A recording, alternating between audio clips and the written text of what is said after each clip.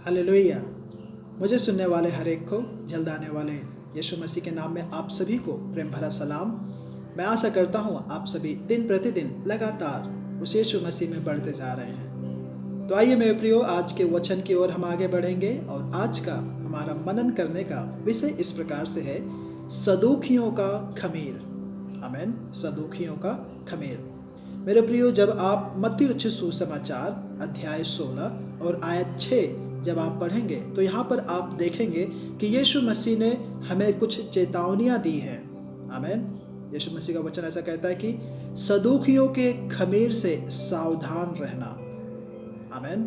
तो मेरे प्रियो, आइए हम इन्हीं बातों के विषय में मनन करें कि क्यों परमेश्वर ने हमें सदुखियों के खमीर से सावधान रहने के विषय में कहा है।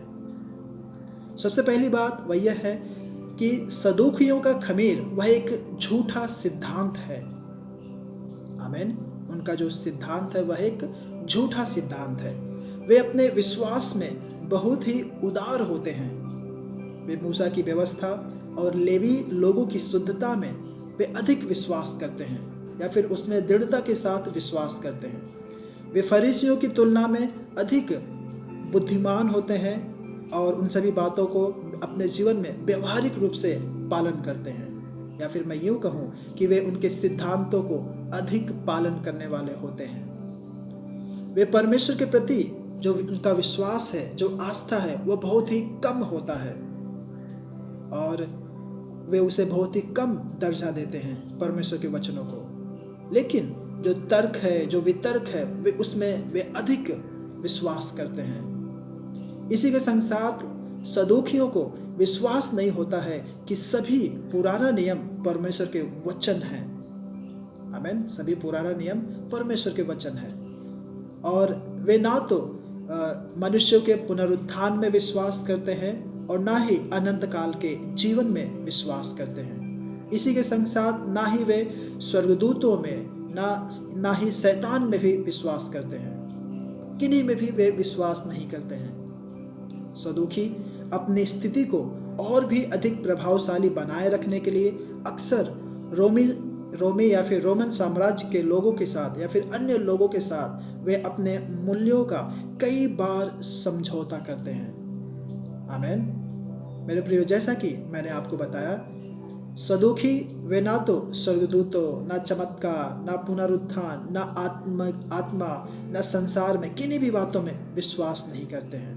आज भी कई ऐसे मसीह हैं जो समाप्तिवादी हैं या फिर समाप्त होने के कगार पर हैं, जो यह विश्वास नहीं करते हैं कि आज परमेश्वर कोई चमत्कार उनके लिए कर सकता है, जो यह नहीं मानते हैं कि पवित्र आत्मा का उपहार या फिर अलौकिक उपहार, दान वरदान आज भी सभी मसीह भाई बहनों के लिए उपलब्ध है। और तो और वे सदुखियों के जैसा कई बार अपने मूल्यों से, जो उन्होंने अपने जीवन में आधार बना के रखा है, कई बार उसके साथ समझौता करते हैं।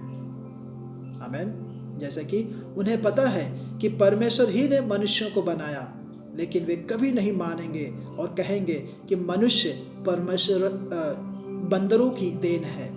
आमीन। वे कहेंगे कि मनुष्य बंदरों की देन है और उनका ऐसा मानना है कि बंदरों के द्वारा मनुष्य आए हैं। आमीन।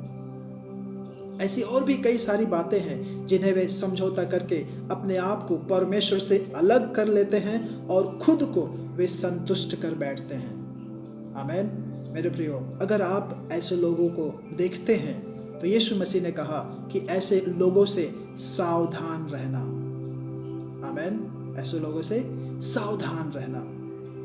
मेरे प्रियो, हम अपने आप को परखें, हम अपने आप को जांचें और हम ये सोचें, विचार करें कि क्या आज भी हम इन्हीं सभी बातों से होकर गुजर रहे हैं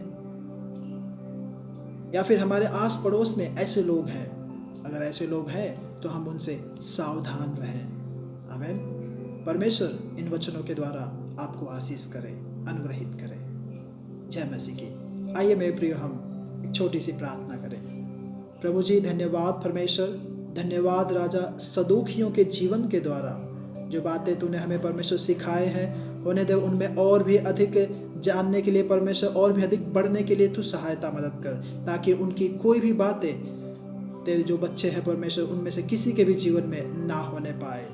उन्हीं सभी लोगों से सावधान रहने के लिए तू हम सभी को सहायता मदद कर। प्यारे प्रभु जी, प्यारे परमेश्वर, तूने अपनी आत्मा हर एक लोगों के ऊपर उंडेला। धन्यवाद प्रभु, धन्यवाद परमेश्वर, तेरे नाम की महिमा होने पाए। बल्कि प्रभु जी तुझ में और भी आगे बढ़ते जाने के लिए, हर एक लोगों के लिए एक आशीष और अनुग्रह का कारण बनने के लिए तू सहायता मदद कर। प्यारे प्रभु, सारा नियंत्रण परमेश्वर पवित्र आत्मा तेरे पवित्र और सामर्थी और बलवंत हाथों में सौंपते हुए यह प्रार्थना यीशु के नाम से मांगता हूँ। आमीन आमीन। सभी को जय मसीह की।